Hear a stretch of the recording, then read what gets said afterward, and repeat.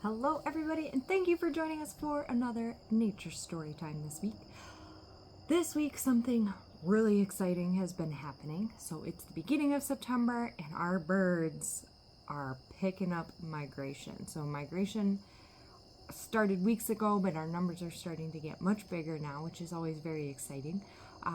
And there's this really cool thing called the Birdcast by the Cornell Lab of Ornithology, which lets you track and it predicts and lets you track kind of how many birds are migrating through your area at a time. They use radar and a bunch of different tools to report these numbers. So last night here in the Driftless, about 37 million birds passed through Minnesota and even more in Wisconsin. So it's been a really big migration time. I'll share links to that afterwards so you can see those tools.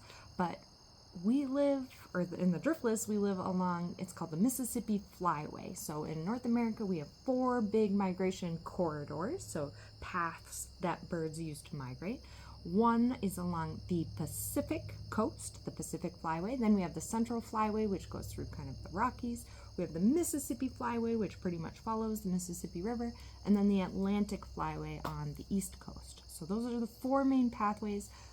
Here in the Driftless and the Mississippi Flyway, we see tons of birds moving through, especially aquatic birds that rely on river habitats along the Mississippi. So lots of ducks and herons and egrets.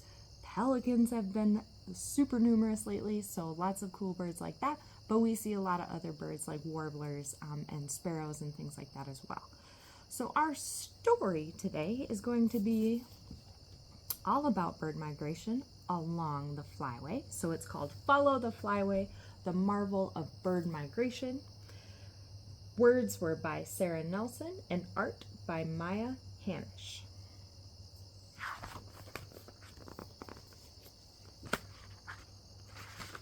Let's dive in.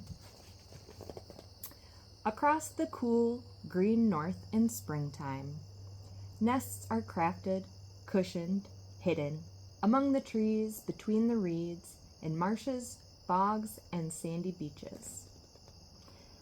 Then mamas lay their pretty eggs and nestle softly on them. Look at all those nests and eggs.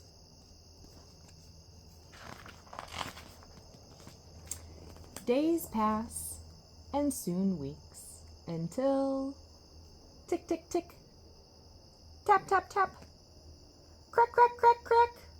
Lots and lots of little babies hatch.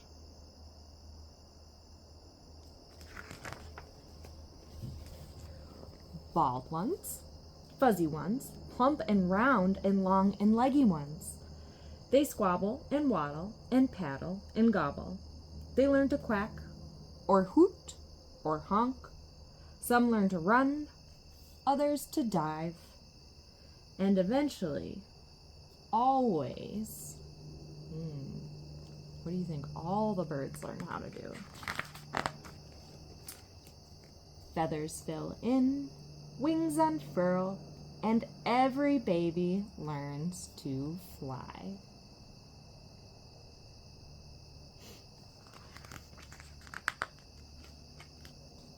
But autumn comes and something changes. Even the young ones feel it. Leaves tumble, weeds bow down. The sun sets early and rises late. Food grows scarce, but something else. The wind, the sky, the south is calling.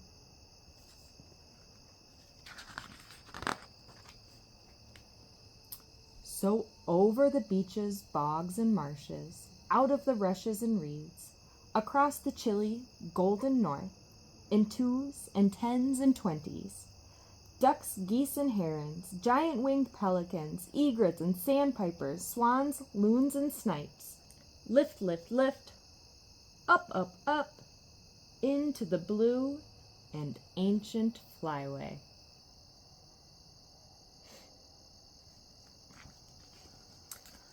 Some of the young ones fly with their flocks, learning the route from the elders. Some just seem to know the way, like a map of the world, is inside them. They follow food and follow water, the shape of the land, the tail of the wind, navigating with the sun and stars and the powerful pull of the south.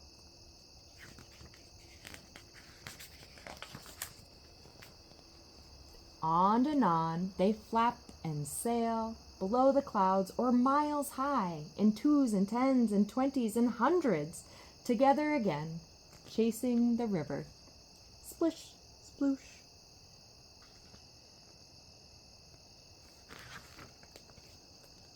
They feast on weeds, dabble and bathe, catch minnows and mussels, and snooze in the shade.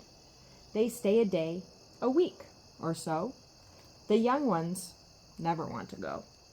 But always, always, a cold gust catches them. Mamas honk, and flocks insist. Honk.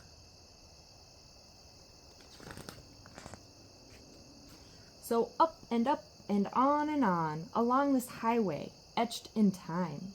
Ducks, geese, and dunlins, herons and pelicans, egrets and sandpipers, swans, loons, and snipes. South with the wind, south with the waves, like an invisible ribbon is pulling them.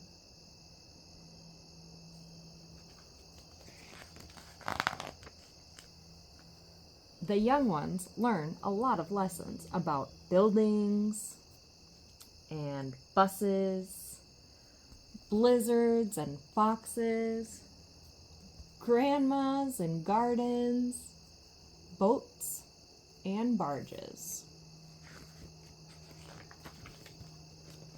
They travel on, they swirl and glide, they ride on thermals, wings spread wide, until finally, at last, the ocean.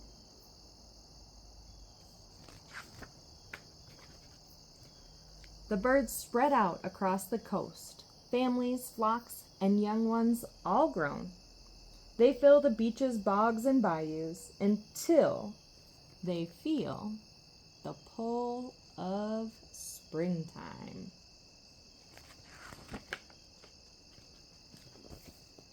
And there's some more information at the end of our book. So right now, a lot of our birds are leaving. They're flying south for the winter. They're going all the way down to the ocean or to the coasts in the south. Some might be going even all the way down to South America. And then they'll return in the springtime. So food is scarce here, especially for our aquatic birds in winter when our lakes and our rivers and ponds freeze over. So south they head where food is more abundant, and then they return here in the summertime when we have a lot of food for them, and that's where they raise their young. It says, fascinating flyway facts. What is migration? Around the world, many birds journey from one region to another following the seasons. These journeys are called migration. In North America, birds typically fly south for the winter to the southern United States, Mexico, the Caribbean, or even all the way to Central or South America. In springtime, the birds return north, often to the places they were born. The long migration routes that birds follow are called flyways, kind of like bird highways, motorways in the sky. Birds follow these same flyways year after year, traveling the same paths and places that their great-great-grandparents did. That's pretty cool.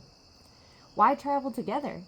Many birds migrate with their families or in groups called flocks. Adult leaders who have made the trip before show the younger birds the route and the best places to stop and rest along the way. The young birds follow and learn to spot important landmarks, such as mountains, shorelines, rivers, or even large buildings. In this way, birds rely on memory, as well as their excellent senses of sight, hearing, and smell to navigate the long journey. How else do birds find their way? Many migratory birds are born with an instinct for where to travel. The places they are meant to fly seem to be programmed into their brains and bodies. Birds' amazing sense of direction helps them get there. In fact, birds can actually feel the Earth's magnetic pull. Like a compass, a bird feels the pull of the north and the south poles and knows precisely which direction it should go. Migratory birds also use the sun and the stars to find their way. Also very cool. Can you watch birds migrate? If you're lucky, you might hear migratory birds calling and look up to see them in flight. But more often, they're flying much too high for us to see. Some flap endlessly on, some flutter and then glide, some ride the wind with their wings open wide. Many birds make stops along the flyway to rest and feed, so you might spot them napping in the reeds or fishing in a lake. However, some small birds can make their whole journey without stopping. How can we help migratory birds? Migratory birds need us to help protect their habitats, the places where they live and visit. This includes their breeding grounds in the north, where they lay and hatch their eggs, their wintering grounds in the south, where they fly to find food during colder months, and all the places where they rest and feed along the way.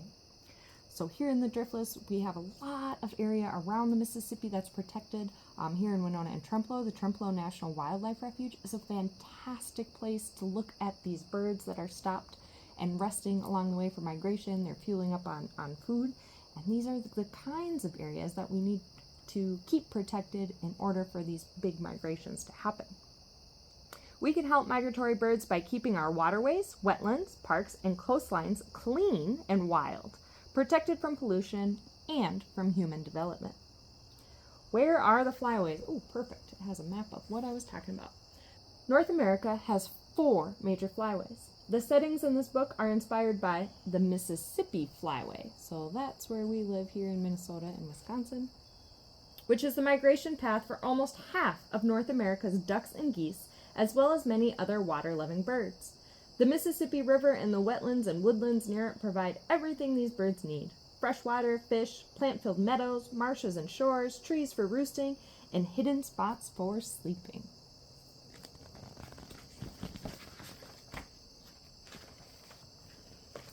And these were some of the birds that we saw in the book. I won't read through all of them, but trumpeter swans, mallards, wood ducks, Canada geese, common loons, great blue herons, green herons, great egrets, American white pelicans, spotted sandpipers, Wilson snipes, and dunlins are all birds that we might see flying through the Mississippi Flyway. So please, please, please, throughout September and into October, get outside. Try to find some of the spots that these birds are resting during migration. So get outside and see some birds this fall. I will show you quick the bird cast on the Cornell Lab of Ornithology, what that looks like. So if you wanted to see a quick, this is the Birdcast website. So this is the home screen. It shows me what migration looked like last night. The night before, there was even more birds migrating through. What it's going to look like tonight. This is the prediction for tonight, and then the following day as well. You see up here in Minnesota, there's another wave that is going to start coming through on the night of September 8th. So this can change a lot. I can put in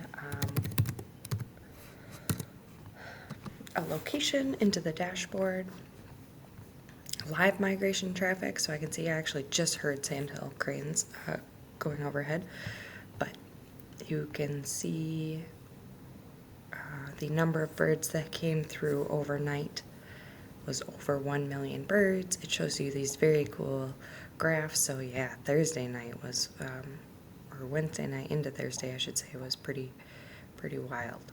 So it also shows you what kinds of birds are migrating through, what they're picking up or what they're expecting. So lots of fun different things to see here on this map. I'll go back to Thursday just for a second so you can see. Very cool. You can also just do the state as a whole. 68 million birds in flight over the state of Minnesota on Thursday night, which is super cool. So yeah, that's Birdcast. Enjoy playing around in there. Most of our birds are migrating at night, so like our book said, we might not see them. The ones that are migrating during the day, like a lot of our waterfowl do, tend to fly pretty high, so we might not be able to see them. And then a lot of our songbirds migrate at night, so we still might not be able to see them. But about 30 to 45 minutes after sunset is when the birds start migrating at night. And on nights where we have full moons, you might be able to see big flocks moving across the full moon, which is always a really cool sight to see. So keep your eyes out this fall for lots of birds moving through our area. Wish them farewell, and we'll welcome them back in the spring. I'll see you again soon for another story time. Bye-bye.